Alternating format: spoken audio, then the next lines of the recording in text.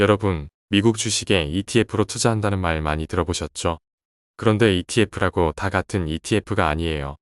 어떤 건 시장 전체를 담고, 어떤 건 채권만 담고, 어떤 건 금만 담고, 심지어 두 배로 오르내리는 것도 있어요.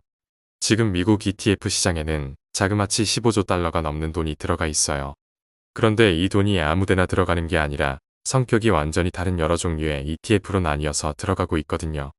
오늘은 이 ETF들을 딱 8가지로 나눠서 각각 어떤 특징이 있고 뭘 조심해야 하는지 쉽게 알려드릴게요.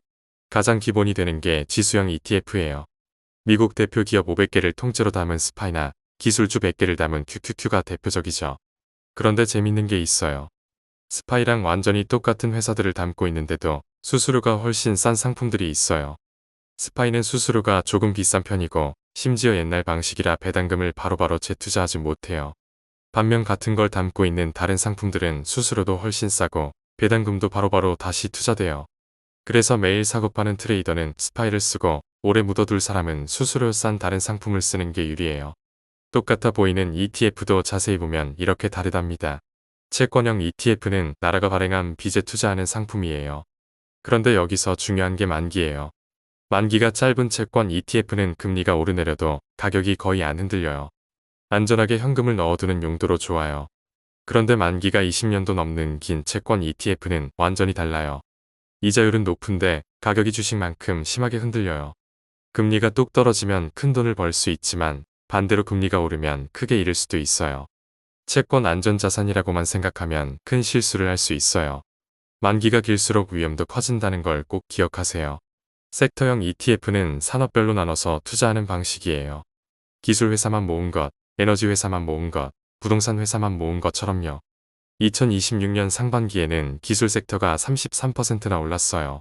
특히 반도체 회사들이 엄청나게 올라서 전체를 끌어올렸죠. 에너지 섹터도 21%, 산업재 섹터도 20% 올랐는데 신기하게도 산업재가 오른 이유는 자동차나 기계 때문이 아니라 AI 데이터 센터에 필요한 전력 장비 수요 때문이었어요. 반면 부동산 섹터는 금리 영향으로 부진했고요.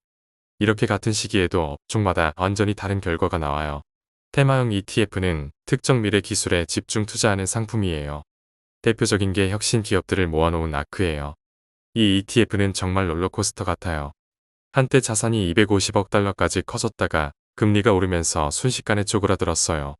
그러다 2026년 4월에 다시 자금이 몰리면서 부활했고요. 이렇게 오르내림이 심한 이유는 이 ETF의 가격이 회사의 실제 실적보다 시장 분위기에 더 크게 좌우되기 때문이에요. 그래서 전문가들은 이런 ETF는 전체 투자금의 일부만, 그것도 각오하고 넣으라고 조언해요. 배당형 ETF도 두 가지로 나뉘어요. 하나는 꾸준히 배당을 늘려온 튼튼한 회사들을 모은 것, 다른 하나는 옵션을 팔아서 매달 두둑한 배당을 주는 것이에요. 꾸준한 배당 성장형은 배당률은 낮아 보이지만 주가도 같이 오르기 때문에 장기적으로 자산이 더 많이 불어나요. 반면 매달 고배당을 주는 상품은 당장 받는 돈은 많지만 주가가 크게 오를 때 그 상승분을 다 못 가져가는 구조예요. 그리고 세금도 더 많이 떼요. 그래서 실제로 5년 넘게 비교해보면 꾸준한 배당 성장형이 최종적으로 돈을 더 많이 불려줬어요. 금에 투자하고 싶은데 직접 금괴를 사서 보관하기는 부담스럽죠. 그래서 나온 게 금 ETF예요. 진짜 금을 대신 보관해주고 그 가치만큼 주식처럼 사고 팔 수 있게 해줘요. 그런데 금 ETF마다 수수료가 달라요.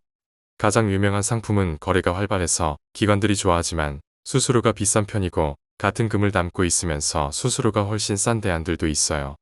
오래 묻어둘 개인 투자자라면 수수료 싼 쪽이 유리하겠죠. 그리고 원유나 곡물 같은 다른 원자재 ETF는 선물이라는 걸 사용하는데 이 과정에서 계속 손실이 발생하는 구조적인 문제가 있다는 것도 알아두면 좋아요.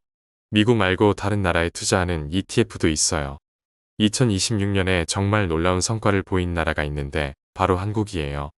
AI 반도체 열풍 덕분에 한국 대표 기업들의 주가가 1년 만에 175%나 올랐어요. 그런데 더 놀라운 건 이렇게 많이 올랐는데도 여전히 저평가되어 있다는 거예요. 왜냐하면 회사들이 버는 돈이 주가보다 더 빠르게 늘어났거든요. 일본도 기업 개혁 덕분에 꾸준히 좋은 성과를 보이고 있고요.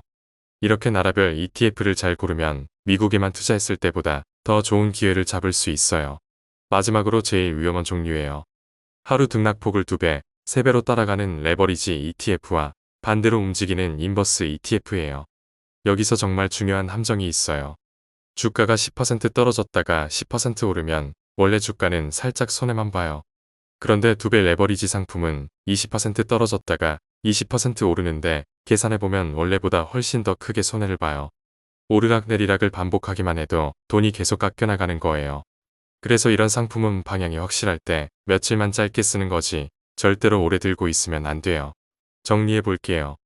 지수형은 기본뼈대, 채권형은 안전판, 섹터형과 테마형과 국가별은 조금 더 적극적인 선택, 배당형은 꾸준한 현금 흐름, 원자재는 분산 투자, 그리고 레버리지 인버스는 아주 짧게만 쓰는 특수 도구예요. 각 ETF마다 성격이 완전히 다르다는 것만 기억해도 여러분은 이미 많은 투자자들보다 한 걸음 앞서 있는 거예요. 오늘 배운 내용, 내 포트폴리오에 하나씩 적용해 보세요.